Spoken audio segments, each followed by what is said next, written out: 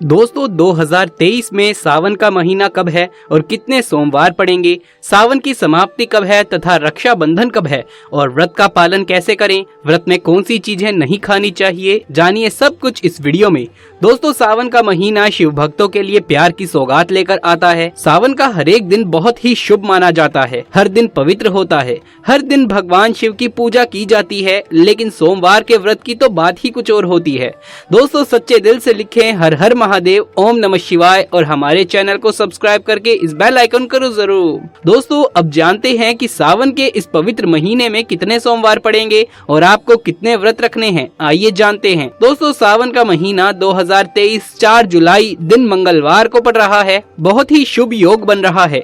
ये दिन साक्षात मंगलकारी है। इस दिन आप भगवान शिव की पूजा अवश्य से करें। दोस्तों 4 जुलाई से शुरू हो रहे सावन माह में इस बार शिव जी की अधिक कृपा बरसेगी, क्योंकि इस साल 8 सावन सोमवार व्रत हैं। इसमें से 4 सोमवार व्रत और 4 सावन अधिक मास व्रत हैं। सावन मास में मल मास या पुरुषोत्तम मास की वजह से इस बार 4 नहीं बल्कि 8 सोमवार के व्रत किए जाएंगे। पहले सोमवार का व्रत 10 जुलाई, दूसरे सोमवार का व्रत 17 जुलाई, तीसरे सोमवार का व्रत होगा 24 जुलाई, चौथा सोमवार व्रत 31 जुलाई, पांचवा व्रत है 7 अगस्त, छठा सोमवार व्रत 14 अगस्त, सातवां सोमवार व्रत है 21 अगस्त और 8वां सोमवार व्रत 28 अगस्त को रखा जाएगा।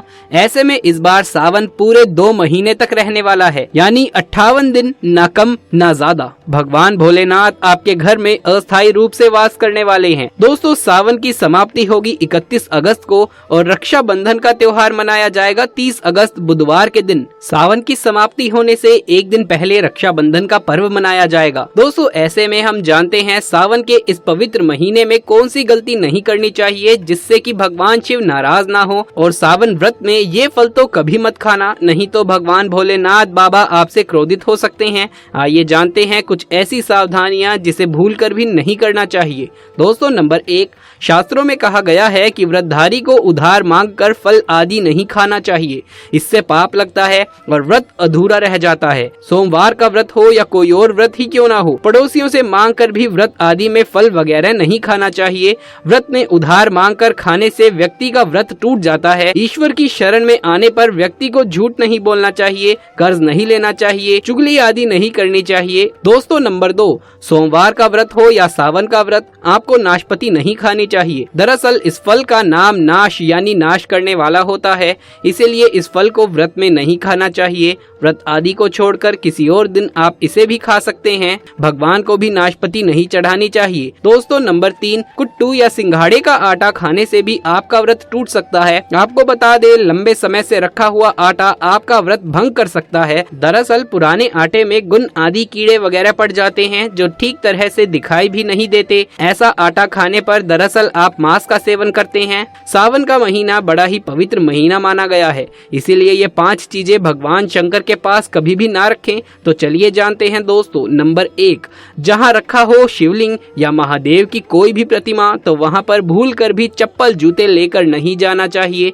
जरा सोचिए जब आपके कमरे में कोई चप्पल लेकर प्रवेश करता है तो आपको कितना अधिक क्रोध आता है। इसी कारण से महादेव भी आपसे नाराज हो जाते हैं और आपको मिलने वाला फल नष्ट हो जाता है।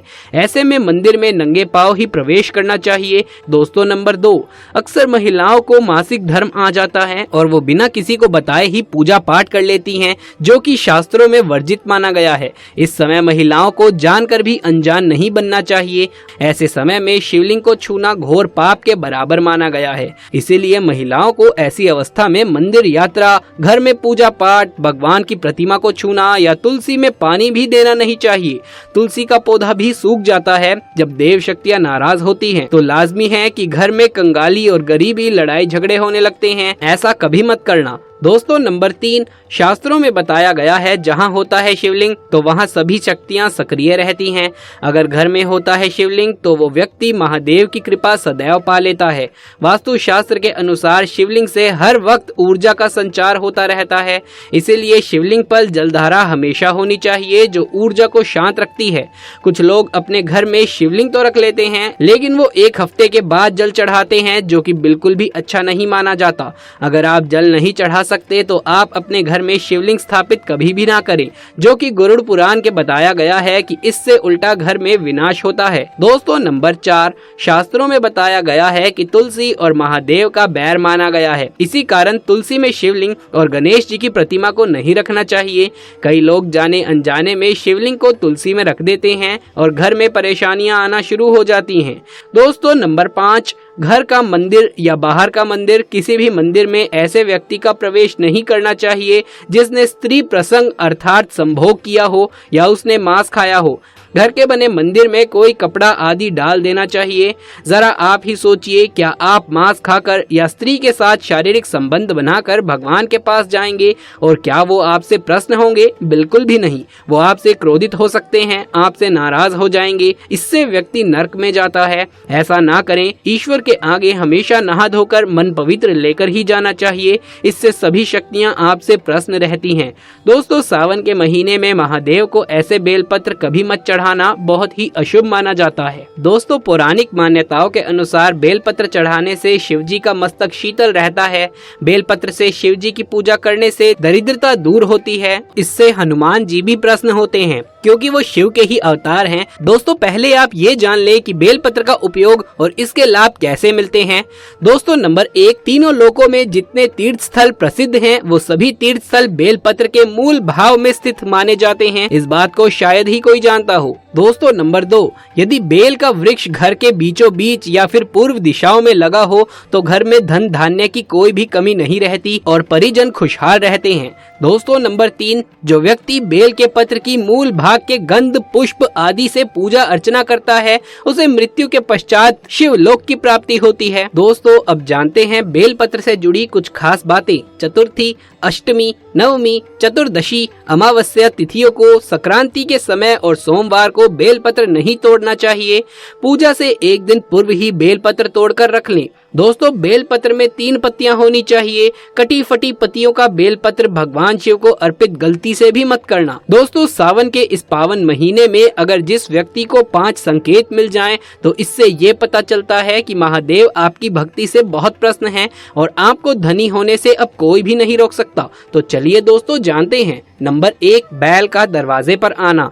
नंदी महाराज भगवान भोलेनाथ के वाहन हैं। नंदी को भगवान शिव का द्वारपाल भी कहा गया है। लेकिन अगर सावन के इस पावन महीने में अचानक से नंदी महाराज आपके दरवाजे पर आ जाएं और घर की चौखट को सींग मारने लगे तब आपको समझ लेना चाहिए कि भगवान शिव आपके घर में आने वाले हैं। दोस्तों नंबर 2, सावन के पवित्र महीने में अचानक से आपके सपनों में अगर शिवलिंग दिखाई दे जाए अर्थात भगवान शिव दिखाई दे जाएं तो इससे आपको ये समझना चाहिए कि आपके जीवन में परेशानियों का अंत जल्दी ही हो जाएगा। ऐसे में याद रहे कि शिव की भक्ति में कोई भी कमी नहीं आनी चाहिए। घर को गंदा कतई मत रखना क्योंकि आपके घर में भगवान शिव आने वाले हैं।